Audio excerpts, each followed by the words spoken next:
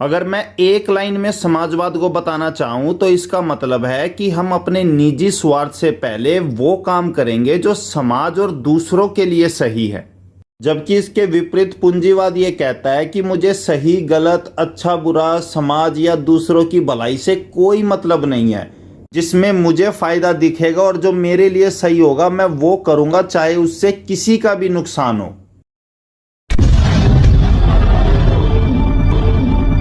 साथियों, रामायण महाभारत कहानियां जरूर हैं, लेकिन मेरा दिल से मानना है कि ये सब समाज में लोगों को मार्गदर्शित करने के लिए बनाई थी कि उन्हें समाज में किस प्रकार रहना चाहिए। परंतु बाद में मतलबी राजा और ब्राह्मणों ने इन सब का इस्तेमाल किया लोगों को बेवकूफ़ बनाकर कंट्रोल करने के लिए। ठीक वैसे ही जैसे शुरू में जाति या कर्म के आधार पर बनाई गई थी ताकि लोगों को उनके काम के आधार पर पहचान दी जा सके, परंतु बाद में उसे कर्म के बजाय जन्म से जोड़ दिया ताकि ब्राह्मण खुद को श्रेष्ठ और दूसरों को नीचे रख सकें। अब इस वीडियो में मैंने महाभारत और रामायण की ही तरह गीता के ज्ञान को केवल एक लाइन में बताने की कोशिश की है कि गीता के द्वारा क्या शिक्षा दी गई थी। देखिए, अगर मैं गीता के ज्ञान को एक लाइन में बताऊं ना, तो वो केवल इतना है कि अगर आप सही की तरफ हैं और आपके अपने भी आपके खिलाफ हैं तो उनसे भी लड़ाई करो, हिचकिचाओ मत। यहां तक कि जरूरत पड़े तो उन्हें जान से भी मार डालो। जी हां, जान से भी मार डालो। गीता केवल अपनों से लड़ने की नहीं, बल्कि सच्चाई के लिए अपनों को जान से मारने तक की शिक्षा देती है, और इस चीज को मैं गलत भी नहीं मानता हूं। आज जो ये देश दुनिया का हाल है ना, ये केवल इसीलिए है क्योंकि हमने सही गलत के बजाय अपना पराया देखना शुरू कर दिया है। अगर हम सच में चाहते हैं कि समाज में किसी के साथ नाइंसाफी ना हो और चीजें ठीक हो जाएं, तो सबसे पहले हमें अपना पराया छोड़कर जो भी गलत काम करे सबके खिलाफ आवाज उठानी चाहिए, चाहे वो अपने ही क्यों ना हो। और यही शिक्षा गीता में दी गई थी।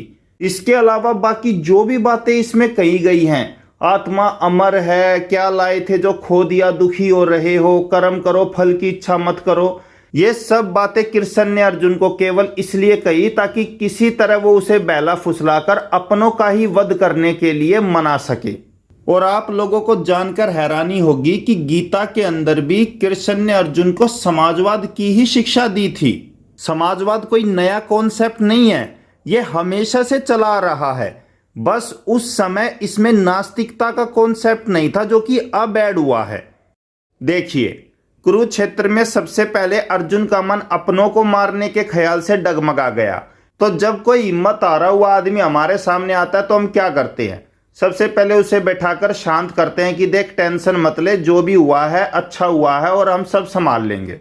तो ठीक इसी तरह सबसे पहले कृष्ण ने यही उपदेश दिया कि देख, टेंशन मत ले, जो भी हुआ था अच्छा हुआ था, या जो भी होगा अच्छा होगा। उसके बाद अर्जुन बहुत अपना अपना कर रहा था, तो उसको समझाने के लिए दूसरा उपदेश दिया कि भाई, खाली हाथ आए थे, खाली हाथ चले जाएंगे, मरने के बाद सब कुछ यही रह जाएगा, तो जो तेरा है वो कल किसी और का हो जाएगा। इसीलिए किसी चीज के मिलने पर ज्यादा खुश या किसी चीज के नष्ट होने पर ज्यादा दुखी होने की जरूरत नहीं है, सिर्फ अपना काम कर और युद्ध कर। लेकिन अर्जुन फिर भी नहीं माना, तो अब कृष्ण ने अगला उपदेश दिया, वही आत्मा के अमर होने और शरीर के मरने की बात, कि ये जो तू मारेगा ना, कुछ नहीं है, शरीर मरेगा, अरे आत्मा अमर है, दोबारा जन्म ले लेगी, तो टेंशन मत ले, मार दे तू। लेकिन इन सब बातों से लड़ने के बजाय अर्जुन और ज्यादा साधु सन्यासियों की तरह बातें करने लगा कि जब कोई अपना पराया है ही नहीं तो फिर लड़ाई झगड़ा किस बात के लिए करूं, इससे अच्छा तो मैं साधु सन्यासियों की तरह सब कुछ छोड़कर एकांत में मस्त रहूं। तो फिर मैं ये भयानक कर्म करूं क्यों युद्ध करूं केशव? क्यों ना मुनि बनकर मौन समाधि में चला जाऊं? तब अर्जुन को मनाने के लिए कृष्ण ने समाजवाद का ही सहारा लिया कि देख, तू जो इनको मारेगा ना, वो अपने निजी स्वार्थ के लिए नहीं बल्कि लोगों और समाज के कल्याण के लिए मारेगा, क्योंकि इन लोगों ने ना गलत काम किया है, और समाज में जब गलत काम की सजा नहीं मिलती तो समाज डगमगा जाता है। इसीलिए जरूरी है कि इन लोगों को सजा मिले, और जो लोग इनका साथ दे रहे हैं वो भी बराबर के हिस्सेदार हैं, इसीलिए उनको भी सेम सजा मिलनी चाहिए। तुम ये निर्णय केवल इसलिए नहीं ले पा रहे हो पार्थ कि तुम इस क्षण को केवल व्यक्तिगत लाभ और व्यक्तिगत हानि के तुला में तोल रहे हो। यही तो मोह का बंधन है पार्थ, यही तो तुम्हारे शोक की जड़ है। और इसीलिए तुम्हारा ये कायर, पलाय और कलंक में डुबोने वाला शोक न तुम्हारे हित में है और न ही समाज के हित में। जो व्यक्ति केवल अपनी समस्याओं के विषय में सोचता है वो तो पापी है। इसलिए तुम इस मोह जाल से निकलकर अपने कर्तव्यों को पहचानो पार्थ, और उनका पालन करो। हे पार्थ, कर्म फल की इच्छा ही मार्ग में बाधा है। यही तो व्यक्ति को समाज से काट देता है और उसे व्यक्तिगत लाभ और व्यक्तिगत हानि की दलदल में ढकेल देता है। समाज तुम में नहीं है पार्थ, तुम समाज में हो। इसलिए लोक संग्रह और लोक कल्याण ही को अपना परम कर्तव्य मानो, क्योंकि जो समाज के लिए कल्याणकारी होगा वही तुम्हारे लिए भी कल्याणकारी होगा। पाप की बात निकल आई है तो ये बताइए केशव कि कभी कभी मनुष्य पाप करने के लिए इतना विवश क्यों हो जाता है? उसे कौन विवश करता है? उसे विवश करती है उसकी वासना, उसे विवश करता है उसका निहित स्वार्थ, उससे पाप करवाता है उसका क्रोध, उसका मोह। धर्म की हानि इसलिए होती है पार्थ कि मनुष्य मोह के बंधन को नहीं तोड़ पाता, कि वो अपने स्वयं से नाता तोड़कर समाज से नाता नहीं जोड़ पाता। हे पार्थ, यदि ऐसा न हुआ होता तो लाक्षागृह दुर्घटना न हुई होती, द्रौपदी वस्त्र हरण न हुआ होता और कौरव और पांडव सेनाएं यूं आज एक दूसरे के सामने नहीं खड़ी होती। जो समाज इंद्रप्रस्थ की पटरानी महाराज द्रुपद की पुत्री और पांडवों की पत्नी द्रौपदी के वस्त्र हरण पर चुप रह गया, वो समाज भला किसी साधारण नारी के मान सम्मान की क्या रक्षा करेगा? द्रौपदी वस्त्र हरण एक सामाजिक समस्या है पार्थ, एक सामाजिक समस्या है, और यह तुम्हारा कर्तव्य है कि तुम उन शक्तियों को नष्ट करने के लिए युद्ध करो जो किसी द्रौपदी का वस्त्र हरण कर सकती हैं। ये शक्तियां समाज की शत्रु हैं पार्थ, और जो महापुरुष इस युद्ध में उन शक्तियों के पक्ष में हैं, उनके पक्ष में युद्ध करने आए हैं, उनसे युद्ध करने में भी संकोच न करो।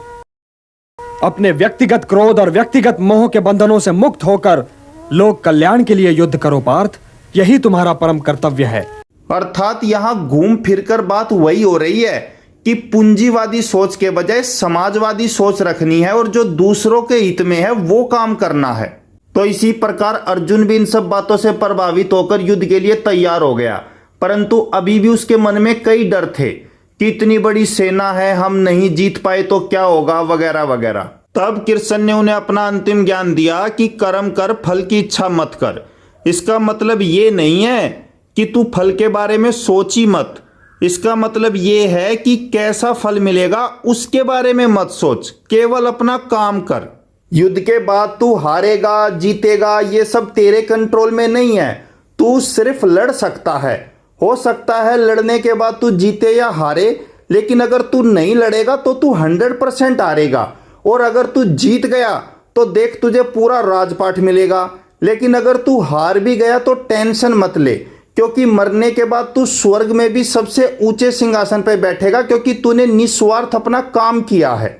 अब यहाँ पर आप एक बात देखोगे तो कृष्ण की शिक्षाएं खुद ही एक दूसरे को काट रही हैं।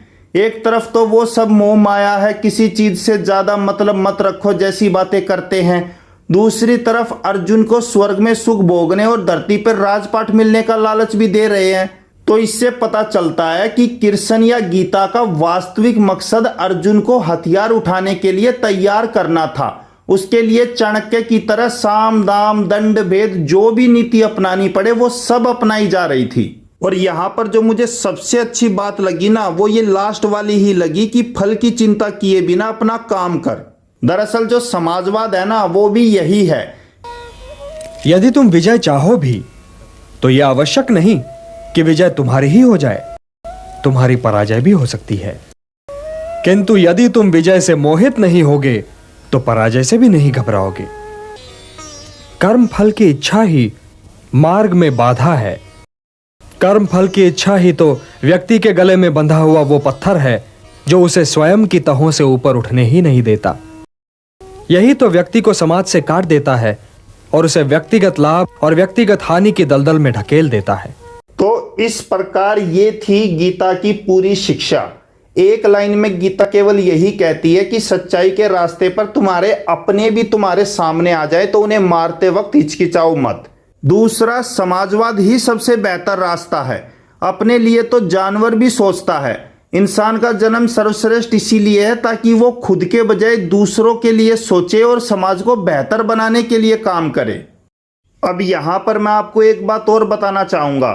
मैं जब नास्तिकता के अंतर्गत जाति और धर्म को खत्म करने की बात करता हूँ तो अक्सर लोग मुझ पर इल्जाम लगाते हैं कि मैं अपने पूर्वजों का अपमान कर रहा हूँ, उनकी संस्कृति और सभ्यता को मिटाने की बात करता हूँ। मैं खुद ये मानता था कि मैं अपने पूर्वजों की या अपनी प्राचीन परंपरा और सभ्यताओं को मिटा रहा हूँ, और मैं इसे गलत भी नहीं मानता था, बल्कि लोगों से स्पष्ट रूप से कहता था कि भाई हमारे जो पूर्वज थे वो कभी स्कूल नहीं गए, उन्हें चीज़ों का ठीक तरह से ज्ञान नहीं था। तो अगर हमारे पूर्वजों से कोई गलत चीज़ या गलत परंपरा बन गई है तो हम बच्चों का यह कर्तव्य है कि उनकी गलती को सुधारें, ना कि केवल उनको खुश रखने के लिए उस गलती को बार बार दोहराते रहें। आखिर सती प्रथा भी तो खत्म की ना, वो भी हमारी संस्कृति थी पूर्वजों की बनाई हुई, फिर उसे क्यों खत्म कर दिया? लेकिन ये बातें करता तो सब गुस्सा हो जाते कि तू पूर्वजों को मूर्ख बता रहा है, तुझ में ज्ञान का घमंड हो गया है। लेकिन अब जब मैंने गीता पर यह वीडियो बनाने के लिए चीज़ों को बारीकी से देखा तो ये पाया कि हमारे पूर्वज तो चाहते थे कि समाजवादी व्यवस्था आए। यहाँ तक कि उन्होंने तो जातियां भी शुरू में कर्म के आधार पर बनाई थी, जिसे राजा और ब्राह्मणों ने अपने मतलब के लिए जन्म से जोड़ दिया। इसीलिए अब अगर कोई भी आप पर या मुझ पर इस तरह के इल्जाम लगाए तो आप लोग ये गीता और कर्म प्रधान समाज का एग्जाम्पल देकर सबकी बोलती बंद कर सकते हो कि हम नहीं तुम हो जिन्होंने पूर्वजों की संस्कृति और सभ्यता को मारा है। यदि तेरा कर्म केवल तेरे हित के लिए है तो वो कर्म पाप की ओर जाने वाला मार्ग है। इसलिए अपने से मुक्त होकर समाज के कल्याण के लिए कर्म कर कि यही मोक्ष का मार्ग है। यदि समाज सुखी नहीं तो व्यक्ति भी सुखी नहीं रह सकता। तू समाज का एक भाग है। अपने को भाग समझ, स्वामी न समझ। इसी में तेरा कल्याण है और ये ज्ञान श्रेष्ठ है।